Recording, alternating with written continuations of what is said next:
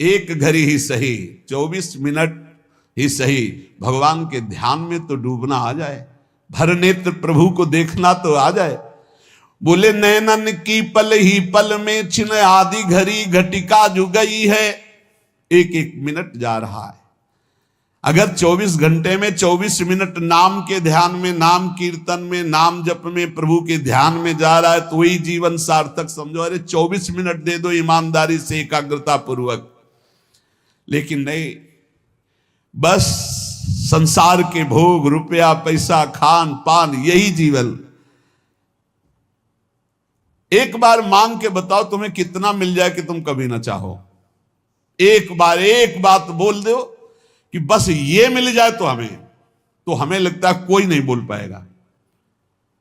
क्योंकि धन को बोलोगे तो और भी समस्याएं हैं, और समस्या को बोलोगे तो और भी समस्याएं हैं, और धनई की बोलो तो कितना कितना बोलोगे, जितना बोलोगे उससे ज्यादा की चाह होगी।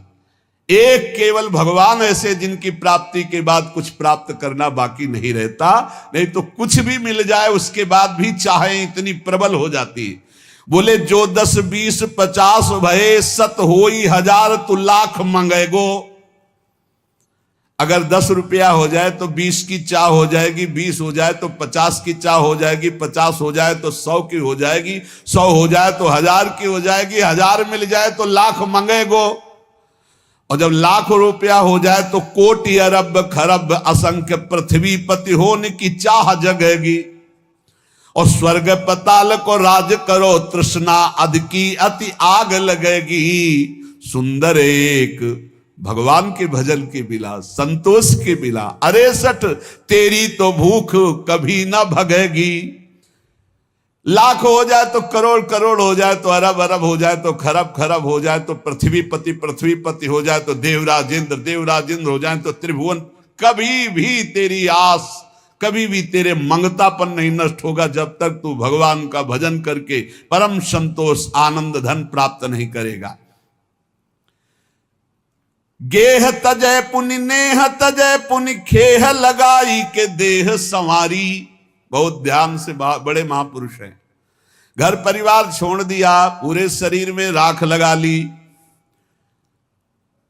घर परिवार छोड़कर साधु बन गए, पूरे शरीर में राख संवार ली, राख लगा ली।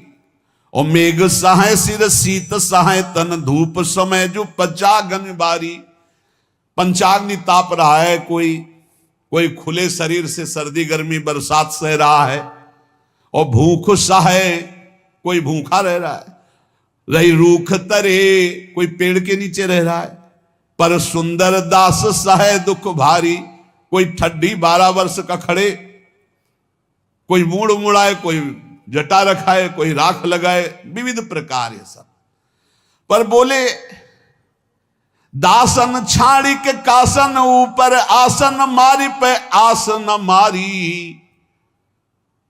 बोले भगवान की दासता छोड़ करके भोगों की आशा का त्याग नहीं कर पाए, मान सम्मान की आशा का त्याग नहीं कर पाए, तो खाक लगाए कुछ नहीं मिला। जो निरंतर नाम जप करते हुए सब आशा का त्याग कर दे, वही साधु चाहे पैंट शर्ट में ही क्यों ना हो। काही को दौरत है 10 दिस तू नर देख कियो हरिजू को। बोले काहे को दौड़ भाग मचा रहा है। भगवान को बाहर ढूंढने से भगवान को कभी कोई प्राप्त नहीं कर पाया। चाहे जितना ढूंढो, बाहर दौड़ लो, बद्री नारायण केदारनाथ हरिद्वार ऋषिकेश वृंदावन, ये सब दौड़ भाग कर रहे हो। अगर भजन नहीं है, भगवान का चिंतन नहीं, हरिजू के चरणों का आश्रय नहीं है, भजन नहीं है, तो चाहे जहां भाग के देख लो, तुम्हें भगवान का साक्षात्कार नहीं होगा। और बैठी रहे दुरी के मुख मूंदी उबारत दांत खवाई है टूको। दूसरों की तरफ देख रहे हो कि हमारा पेट भर दे, हमारी वासना की पूर्ति कर दे। क्या हुआ बैरागी बनकर, क्या हुआ दौड़ भाग करके। तुम्हें उसका भरोसा नहीं है जो गर्भ में प्रतिपाल करी जिन होई रहो तब ही जड़ मुंह को। सुंदर क्यों बिललात फिरे अब राख हृदय विश्वास प्रभु को। जहां भी तुम हो वहीं नाम जप करो, प्रभु का विश्वास करो, वहीं भगवत साक्षात्कार हो जाएगा। तीर्थ आदि धामों आदि में जाकर हम अपने भगवत भाव पुष्ट करते हैं। यदि भगवत भाव पुष्ट नहीं, इधर उधर हलवा पूड़ी खाते घूमे, इधर उधर दृष्टि लड़ाते घूमे, आंख चराते घूमे, तो चाहे जहां घूम लो प्रभु जी का दर्शन होने वाला नहीं। प्रभु जी का दर्शन होता है हृदय में बैठ जाओ और खूब अंतर्मुख होकर नाम जप करो, विश्वास करके प्रभु के चरणारविंद का। मन के भ्रमते ये जगत देखियत, मन ही के भ्रम गए ये जगत बिलात है। अगर मन प्रभु में लगा है तो जहां तुम हो वहीं प्रभु हैं। और अगर आप कहीं भी हो संसार के तीर्थों में, मन भोगों में फंसा है तो आप तीर्थों में नहीं, भोगों में हैं। मन भगवदाकार तो संसार है नहीं। मन जिस समय जैसा है वैसे ही तुम हो, क्योंकि तुम्हारी ममता मन में है। मन ही के भ्रम ते मरीचिका को जल कहें, मन ही के भ्रम सीप रूपो सो दिखात है। सुंदर सकल ये दिशय मन ही को भ्रम, मन ही को भ्रम गए जीव ब्रह्म हुए जात है। बहुत सुंदर, इसी मन को सुधारना है। ये मन ही कह रहा संसार में भोगों में सुख है, हम भटक रहे हैं, मन को वापस लाओ। और जे भी प्रभु के भजन में इस मन को तन्मय कर दोगे तो जीव ब्रह्म स्वरूप हो जाता है भजन के प्रभाव से। जो मन नारी की ओर निहारत तो मन होत है नारी का रूपा, और जो मन काहू सुक्रोध करे तो मन होत है क्रोध स्वरूपा तदरूपा, क्रोधमय हो जाता है। और जो मन माया रटे नित सो मन बूढ़त माया के कूपा, और जो मन ब्रह्म विचारत रहे तो मन ही होत है ब्रह्म स्वरूपा। बहुत सुंदर। यदि मन को स्त्री में तदाकार कर दिया तो काम भाव से पीड़ित होकर के तुम व्याकुल हो जाओगे। मन को द्वेष भाव से युक्त कर दिया तो क्रोध रूप हो जाओगे। मन को धन में लगा दिया तो रुपया यही मन मांग करेगा। मन को शरीर में लगा दिया तो मान भोग प्रतिष्ठा यह सब मांग कर, और मन को ब्रह्म में लगा दिया तो तुम ब्रह्म स्वरूप हो जाओगे। जब उपासक अपने मन को अपने प्रीतम प्रभु में लगाता है तो उसको ये सावधानी रखनी है कि अगर कोई हमारी निंदा करे, कोई हमारा मान करे, या कोई नाना प्रकार से सुख प्रदान करे, दोनों के प्रति हमारा समान भाव रहेगा तो हम भजन बचाकर बढ़ाकर परमात्मा प्राप्ति कर लेंगे। बहुत सुंदर सुंदर दास जी उपदेश करे। को निंदक को बंदत कोउक देते ही आई जु भक्षण, और कोऊ आए लगावत चंदन कोऊ का डारत धूरी तत्छन। कोऊ कहा ये मूर्ख पाखंडी, कोऊ कहा ये ज्ञानी विचक्षण। सुंदर काहू सुराग न द्वेष, ये सब जानो साधु के लक्षण। कोई कह रहा है अरे बहुत नीच पाखंडी है, पैसा कमाने के लिए ऐसा ऐसा। कोई कह रहा है नहीं नहीं ये तो बहुत उच्च कोटि के महात्मा है। कोई चंदन लगा रहा है, कोई ईंट मार रहा है, कोई गाली दे रहा है, कोई स्तुति कर रहा है, कोई कह रहा है तो मूर्ख है, कोई कह रहा है बहुत ज्ञानी है। लेकिन जो किसी से न राग है न द्वेष है, ऐसा भजनानंदी साधु भगवान को प्राप्त होता है। उसके हृदय में एक स्थिति बढ़ने लगती है। प्रेम लगे परमेश्वर सो तब भूली गयो सब ही घर बारा, और ज्योन मत फिरे जित ही तित नेकु रही न शरीर संहारा। श्वास सांस उठे सब रोम, चले द्रग नीर अखंडित धारा। सुंदर कौन करे नवधा विधि, छाक पर्यो रस पी मतवारा। जब मान अपमान निंदा स्तुति तिरस्कार नमस्कार में समान भाव प्राप्त करके भजन करता है तो प्रेम लगे परमेश्वर सो तब भूली गयो सब ही घर बारा। घर बारा ये शरीर का राग मिट गया। देह कुटुंब तेजा छूट सब ही विधि नातु। जब परम तत्व से प्रीति हो गई तो शरीर और संसार का राग मिट जाता है। लेकिन कब? जब मान अपमान तिरस्कार नमस्कार निंदा स्तुति दोनों में समान भाव रखकर कहीं अर्झा नहीं आगे निकल गया, तब उसके हृदय में प्रीति प्रकट होती है परमेश्वर से, परमेश्वर प्रभु सच्चिदानंद से। अब वो उन्मत्तता वो आनंद उसके हृदय में प्रकट होता है कि उसको शरीर की सुध नहीं रही। अब भगवान स्वयं उसके शरीर में बैठकर चेष्टा कराते हैं। हर श्वास में हा प्रियालाल हा प्रभु, और नेत्रों से अश्रुधारा अब कौन विधि विधान में नवधाम में फंसे वो प्रेम लक्षणा रस धारा भक्ति में डूब गया। न लाज तीन लोकन की न वेद को कहो करे, न शंक भूत प्रेत की न देव यक्षते डरे, सुने न कान और की दृश्य न और इच्छना, कहे न कछु और बात भक्ति प्रेम लक्षणा। अब उसके अंदर की स्थिति इतनी मान हो गई, वेदातीत लोकातीत स्थिति, ना उसको भूत प्रेत की शंका है, ना किसी देव यक्षते डर है, ना वेद का ना लोक का, ना किसी को बात कहता है ना किसी की बात सुनता है। प्रेम में भरा हुआ अपने इष्ट देव के रूप छके घूमत रहे, तन को तनिक न भान। प्रेम अधीनो छा क्यों डोले, क्योंकि क्यों ही बानी बोले, और जैसे गोपी भूली देहा, ताको चाहे जासो नेहा। जिससे नेह लगा उसी में संपूर्ण अंतःकरण समा गया। ब्रह्म नहीं, माया नहीं, नहीं जीव नहीं काल, अपनी सुदिना रही एक रहे नंदलाल। जैसे गोपी देव भाव रहित केवल श्री कृष्ण में, ऐसे ही उपासक अपने आराध्य देव में स्थित हो जाता है। उसके हृदय की दशा प्रतिपल मिले होने पर भी नीर बिनु मीन दुखी, क्षीर बिनु शिशु जैसे, पीर जाके औषधि बिनु कैसे रहे हो जात है। उस प्रेमी की दशा कैसी होती है? जैसे मछली बिना पानी के, जैसे छोटा बच्चा अपनी माता का दुग्ध पान करता है तो जब दुग्ध नहीं मिलता तो कैसे व्याकुल होता है, ऐसे जैसे भारी पीड़ा बिना औषधि के सही जाए, जैसे चातक स्वाति के बूंद की चाह करता है, जैसे चंद्रमा को चकोर प्यार करता है। बोले चातक जो स्वाति बूंद चंद को चकोर जैसे, चंदन की चाह कर सर्प कुलात है, और निर्धन को धन चाहे, कामिनी को कंत चाहे, ऐसे जाके चाहता को कछु ना सुहात है। प्रेम को भाव ऐसो प्रेम तहा नेम कैसो, सुंदर कहत ये तो प्रेम ही की बात है। वो उपासक जैसे सर्प चंदन का आलिंगन प्रतिपल चाहता है, जैसे निर्धन धन का चिंतन करता है, जैसे कामिनी कंत को चाहती है और कामी कामिनी को चाहता है, ऐसे आठों पहर वो अपने इष्ट के लिए व्याकुल रहता है। जो प्रेम हृदय में अपना प्रभाव जिसके दिखाता है, जहां प्रेम प्रकट होता है, उसकी दशा कैसी होती? कबहू कहां सी उठी नृत्य करे, रोवन फिर लागे, कबहू का गद गद कंठ शब्द निकसे नहीं आगे। कभी वो ठहाका मार करके हंसता है अपने प्रभु की लीला देखकर, कभी प्रभु के आगे नृत्य करता है, कभी प्रभु को पुकार पुकार कर रोने लगता है, कभी गदगद कंठ से एक भी शब्द नहीं निकल रहा है, केवल अश्रुधारा चल रही है।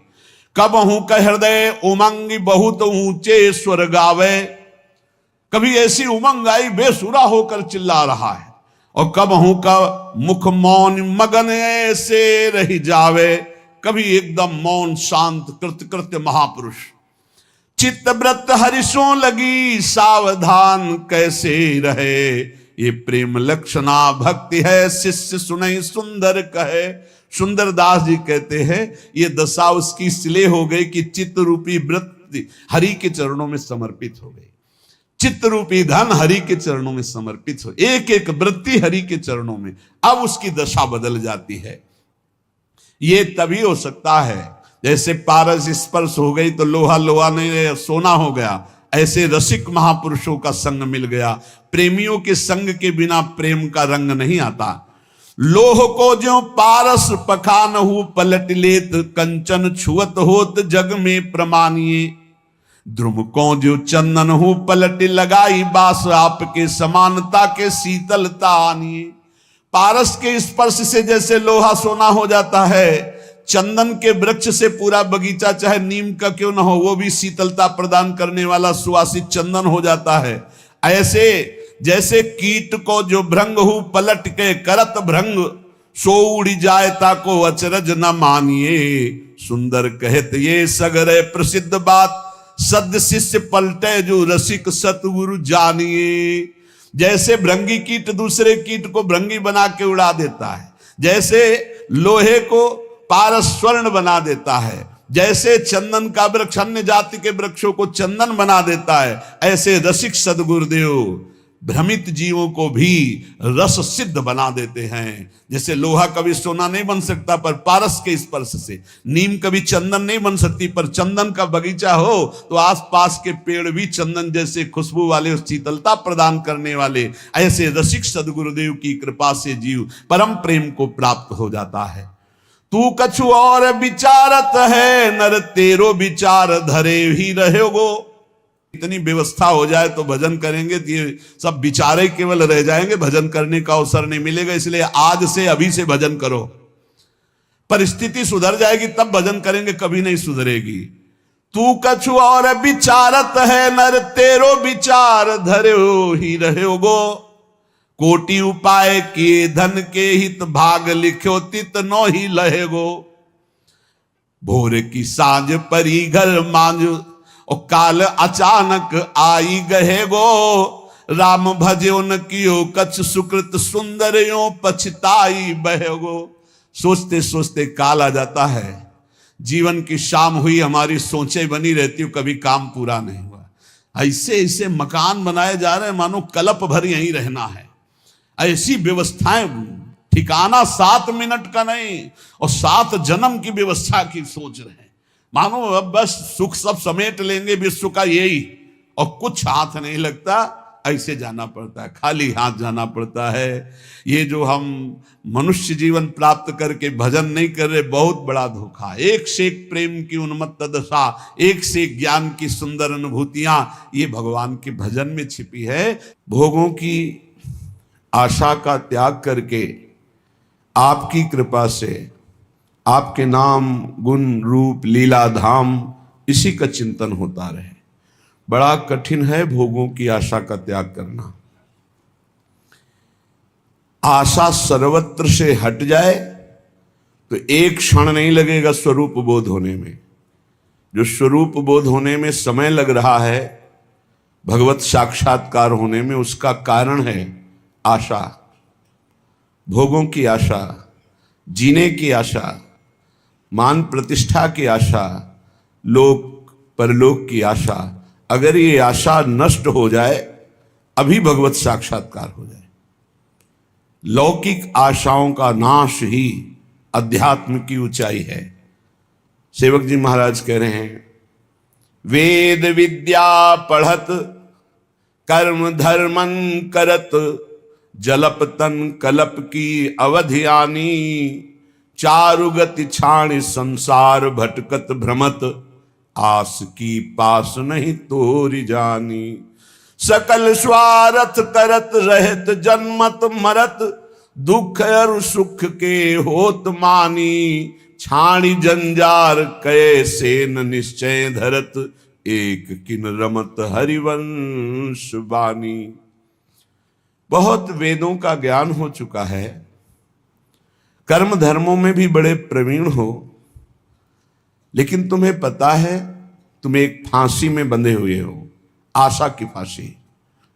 भोगों की आशा, जीने की आशा, धन की आशा, मान प्रतिष्ठा की आशा, आस की पास नहीं तोरी जानी।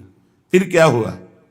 सकल स्वार्थ करत रहत जन्मत मरत, जन्म मरण से मुक्त नहीं हो सकते। स्वार्थ की लीलाएं होंगी, चाहे जितना शास्त्र ज्ञानी हो, कर्मकांडी हो, विद्वान हो। सेवक जी महाराज के वेद विद्या पढ़त कर्म धर्मन करत, जलप तन कलप की अवधि आनी। चारुगति छाणी संसार भटकत भ्रमत, आस की पास नहीं तोरी जानी। जिस समय पिंगला वैश्या विदेह राज की नगरी जनकपुर में श्रृंगार करके बैठी कि कोई पुरुष आएगा, मेरे शरीर का मूल्य चुकाएगा और मैं उस धन से सुखी होंगी। जिस पुरुष को देखती, हाँ यही आ सकता है, कोई पुरुष नहीं आया। रात्रि हो गई, खिन्न हो गई, अपनी वृत्ति से उदास हो गई। हाय, मेरे हृदय में सच्चिदानंद प्रीतम प्यारे विराजमान हैं, उनको छोड़कर नाशवान शरीरों के आसक्ति वालों से अपने सुख को चाहा। धिक्कार है मेरी बुद्धि को। आज से मैं प्रण करती हूं कभी किसी पुरुष की आकांक्षा नहीं करूंगी, कभी किसी पुरुष के द्वारा दिए हुए भोग सुख को स्वीकार नहीं करूंगी। उसी समय उसे तत्व साक्षात्कार हो गया। उसी समय दत्तात्रेय जैसे महान अवधूत ने उसे गुरु पद में बैठाला और हरिवंश महाप्रभु ने चतुरासी जैसे रस ग्रंथ में उसका उदाहरण दिया। प्रगट पिंगला गायो, पिंगला का नाम लिया। एक क्षण में स्थिति प्राप्त हो गई तितिक्षु ब्राह्मण की। एकादश स्कंद में पढ़ना, जिस समय सबकी आशा काटी उसी समय तत्वबोध हो गया। सारी साधना है आशा का नाश करने के लिए। आशा ही परमम दुखम नैराश्यम परमम सुखम। पर कोई बहादुर गुरु कृपा पात्र ही इस फांसी को काट पाता है, नहीं भोगों की आशा में बहुत लंबा समय जीता रहता है। ये भोग चुका हूं, ये भोग लूं, ये भोग लूंगा, ऐसी आशा लोक लोकांतर की, पद प्रतिष्ठा की, धन मान आदि की, ये बहुत बहुत बड़ी बाधा है और इसे कोई समझ नहीं पाता है, समझते हुए भी नहीं समझता।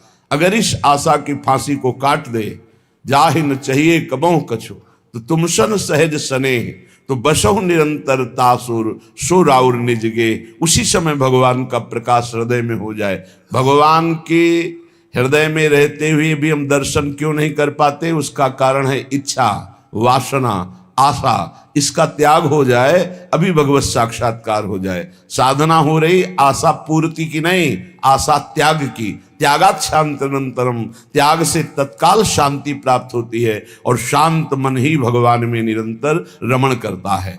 तो मन सुमिरन कर तो रहे, मधुर मनोहर नित्य, नाम रूप गुण को सकल तज के भोग अनित्य।